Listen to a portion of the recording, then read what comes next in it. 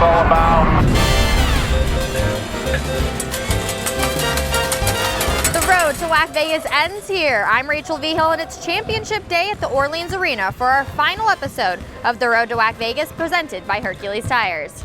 It's a rematch of the past two championships between Grand Canyon and this team, the New Mexico State Aggies.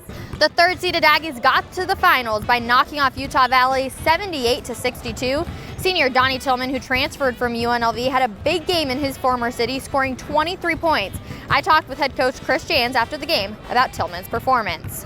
Donnie Tillman with a career-high 23 points tonight. How did he rise to the occasion?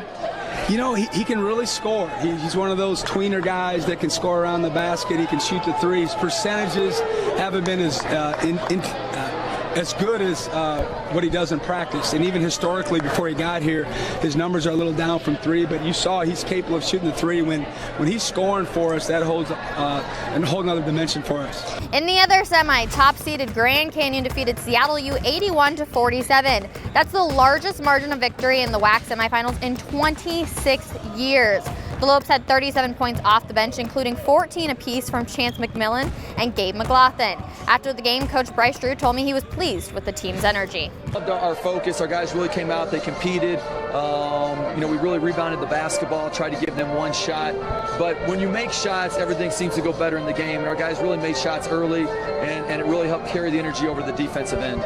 You won't want to miss tonight's championship. Will it be New Mexico State and second-team All-WAC selection Jabari Rice, or Grand Canyon and WAC Newcomer of the Year Asbjorn Midgard hoisting the trophy? Find out at 7 p.m. Pacific time on ESPNU. On the women's side, it's the number 1 seed California Baptist going up against the number 3 seed Grand Canyon. However, the winner of this game may not be going to the NCAA tournament. I'll explain that in just a minute. However, CBU made it to the finals with a dominating second-half performance that propelled them to a 79-54 win over New Mexico State. The Lancers are now 23-0. They're attempting to become the first school to go undefeated in the regular season and win their conference tournament since UConn in 2018.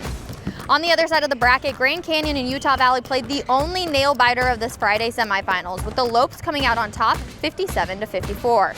The freshman combo of Katie Scott and Tiara Brown combined for 33 points as GCU makes it to their first conference championship game under first-year head coach Molly Miller. It will be two teams who have never played for the WAC championship. Freshman of the Year Katie Scott of Grand Canyon taking on WAC Player of the Year Ani Oleda and California Baptist. That's a 2 p.m. Pacific time start on ESPN+. If Grand Canyon wins, then they're headed to the big dance. However, if California Baptist wins, Utah Valley is headed to the NCAAs. Since CBU is still transitioning from Division II to Division I, they're not eligible to make the NCAA tournament. The Lancers will represent the WAC in the WNIT. Utah Valley would get the bid if CBU wins, as they were a higher seed than GCU heading into the tournament. The decision to send the highest seed to the NCAAs if California Baptist was the victor was made before the season started in a vote by the conference athletic directors. That does it for our final episode of the Road to WAC Vegas. Thank you so much for following us along on this journey. Can't wait to see who comes out on top. That's going to do it for this episode of the Road to WAC Vegas, presented by Hercules Tires. I'm Rachel Vigil.